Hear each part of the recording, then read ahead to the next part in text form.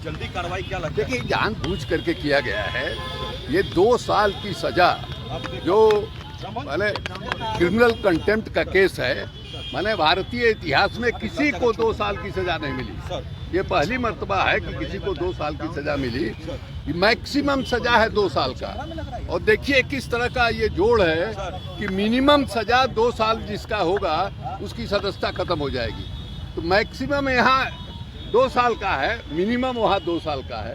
और अभी 20 दिन पहले हाई कोर्ट जो प्रोसीडिंग लोअर कोर्ट में स्टे किए हुए था उसको उसने ओपन किया और 20 दिन में ये फैसला हो गया। तो एक जानबूझ करके नियोजित ढंग से ये किया जा रहा है। ये साबित हो रहा है कि किस ढंग से लोकतंत्र को ये लोग खत्म कर रहे हैं। और दूसरी बात ये कि राहुल गांधी का भय है। अब देखिए 2 साल की जो सजा है, 2 साल खत्म होगा, उसके बाद जो प्रावधान है उसके हिसाब से 6 साल तक आप चुनाव नहीं लड़ सकते। तो कितनी बड़ी साजिश है कि राहुल गांधी को पार्लियामेंट के बाहर जो है किस तरह से रखा जाए, ये स्पष्ट जो है दिखाई दे रहा है।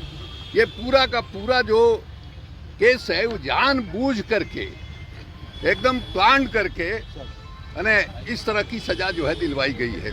लेकिन इसका एक फायदा ये हुआ है कि तमाम विपक्षी दल जो पहले कांग्रेस के साथ नहीं भी थे, आज वो इस मामले में सब लोग एक साथ हो गए हैं। ममता बनर्जी हों या तेलंगाना के मुख्यमंत्री हों, अरविंद केजरीवाल हों, के सब लोग इस मामले में एक फ्रंट पर आ गए हैं। ये एक उपलब्धि है और हम ये मान कर चल रहे हैं कि सुप्रीम कोर्ट जो है इसको देखेगा। जिस ढंग से ये कार्रवाई हुई है इसी में साजिश का गंध आ रहा है। इस बात को सुप्रीम कोर्ट भी समझेगा और सुप्रीम कोर्ट में उम्मीद है कि ये नहीं टिकना चाहिए। सुप्रीम कोर्ट में टिक भी गया तो जनता जो है सड़क पर उतरेगी। सब लोगों ने ये तय किया है और हम ये मानते हैं कि बगैर जन आंदोलन के, आप देखिए कि इजराइल में यही हो रहा है कि वहाँ के सुप्रीम कोर्ट को किस तरह से अपने कब्जे में रखा जाए, इसके लिए वहाँ के प्रधानमंत्री जो कानून बनाने जा रहा है, बनाने का प्रस्ताव है, वो पूरा का पूरा इजराइल जो है सड़क पर उतरा हुआ है। ये स्थिति है। इसके पहले जो है पाकिस्तान में परवेज मुशर्रफ साहब के सामने जो चीफ जस्टिस वहाँ के थे उनको हटाया गया, जनता सड़क पर उतरी और फिर से उनको बैठाना पड़ा जनता के दबाव में चीफ जस्टिस के कुर्सी पर। यहाँ भी ये स्थिति जो है धीरे धीरे बन रही है और हम उम्मीद कर रहे हैं सुप्रीम कोर्ट इसमें देखेगा क्या साजिश हुई है। और दूसरे तमाम पॉलिटिकल पार्टी के लोगों को ये संदेश है कि अगर सब अलग अलग रहे, लड़ते रहे, तो सबका जो भविष्य है वो क्या हो।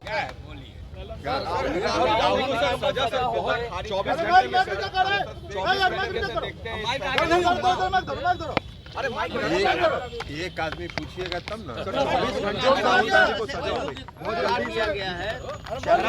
देखिए जो संस्था रद्द हो गई है सर। देखिए राहुल गांधी जी के संबंध में हड़बड़ी में 24 घंटे के अंदर जिस प्रकार से फैसला लिया गया वह इसको दर्शाता है कि केंद्र की जो सरकार है वो हताशा में, बौखलाहट और बौखलाहट में इस तरह की कार्रवाई की जा रही है। आखिर लोकतंत्र है, उसकी कोई प्रक्रिया होती है। कोर्ट का जो फैसला होता है वो चुनाव आयोग जाता है, चुनाव आयोग के माध्यम से वो स्पीकर के यहाँ पहुँचता है, तब वो फैसला होता है। अब ये 10 घंटा के अंदर सारी प्रक्रिया पूरी कर ली जाए तो इससे साफ झलक रहा है कि इसमें केंद्र सरकार की कहीं न कहीं भूमिका है, सक्रिय भूमिका है। और यह भूमिका जो निभाया है केंद्र सरकार ने वो बौखलाहट में निभाया है।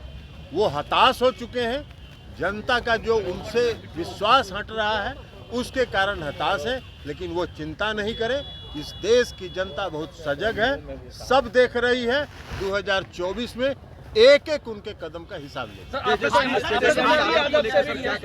तेजस्वी यादव को लेकर क्या कहिएगा? तेजस्वी यादव जी के बारे में वही हो रहा है।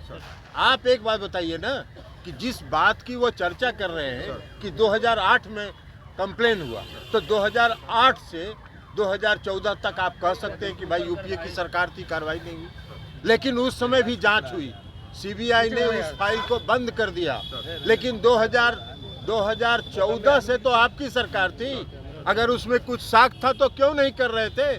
2022 में जब महागठबंधन में नीतीश कुमार जी फिर से शामिल हो गए तो आपको एकदम दिव्य ज्ञान हो गया साक्ष्य का और कार्रवाई करने लगे। तो ऐसा दिव्य ज्ञान तो उसी को होता है ना। तो इसलिए ये जाहिर है कि जो केंद्र की सरकार है वो सीबीआई का, ईडी का, इनकम टैक्स का इस्तेमाल राजनीतिक कारणों से कर रही है, अपने राजनीतिक विरोधियों को परेशान करने के लिए कर रही है, उन पर दबाव बनाने के लिए कर रही है। लेकिन देश की जनता सब देख रही है, समय पर उनका हिसाब चुकता होगा। लेकिन भाजपा कह रही है कि न्यायालय का फैसला है। सर, आपने